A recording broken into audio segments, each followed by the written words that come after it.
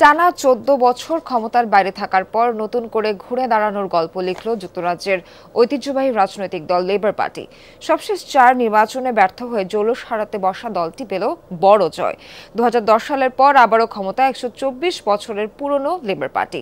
এর আগে ২০০৫ সালে টনি ব্লেয়ারের নেতৃত্বে শেষবারের মতো নির্বাচনে জয় পেয়েছিল তারা। ২০১০ সালে লেবার পার্টির সবশেষ প্রধানমন্ত্রী হিসেবে দায়িত্ব ছাড়েন গর্ডন ব্রাউন। স্যান্ডেলিনা সো, রূপচর্চায় আভিজাত্য। আবারও ক্ষমতার পালাবদল যুক্তরাজ্যে।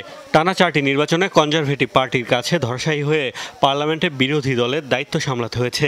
হাঁটতে হাঁটতে কোণঠাসা সেই লেবার পার্টি অবশেষে পেয়েছে জয়ের স্বাদ। ২০২৪ সালের সাধারণ নির্বাচনে ঋষি সুনাকের দলকে হারিয়ে ঘুরে দাঁড়ানোর নতুন গল্প লিখল তারা। এর আগে ১৯৭৯ সালের পর ১৮ বছর ক্ষমতার বাইরে ছিল লেবার পার্টি। টনি ব্লেয়ারের নেতৃত্বে ১৯৯৭ সালে দীর্ঘদিনের সেই জয়ের খরা ঘুচিয়েছিল দলটি। লেবার পার্টিকে সবচেয়ে বেশি ৩টি নির্বাচনে জয় এনে দেয়া ব্লেয়ার দলটির হয়ে ক্ষমতায় ছিলেন সর্বোচ্চ ১০ বছর। লেবারদের সবশেষ জয়টিও এসেছিল সেই টনি ব্লেয়ারের হাত ধরেই। ২০০৫ সালের সাধারণ নির্বাচনের পর ২১ শতকে আর ক্ষমতার স্বাদ পায়নি লেবাররা। টনি ব্লেয়ার পদত্যাগ করলে ২০০৭ সালে প্রধানমন্ত্রীর দায়িত্ব পেয়েছিলেন গর্ডন ব্রাউন, যিনি পদে ছিলেন ২০১০ সাল পর্যন্ত। ব্রাউন ছিলেন লেবার পার্টির ষষ্ঠ ও সর্বশেষ প্রধানমন্ত্রী।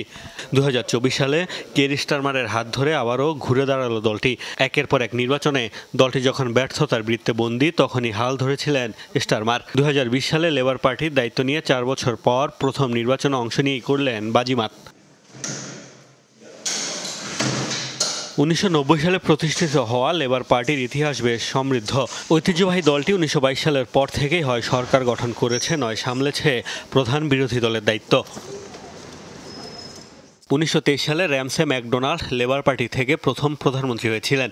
এরপর দলটি থেকে Clement Attlee, Harold Wilson, James ক্যালাহানও পেয়েছিলেন প্রধানমন্ত্রিত্বের স্বাদ। সবকিছু ঠিক থাকলে স্টারমার হবেন লেবার পার্টির ৭ম প্রধানমন্ত্রী। মোস্তফা মাহমুদ, যমুনা নিউজ।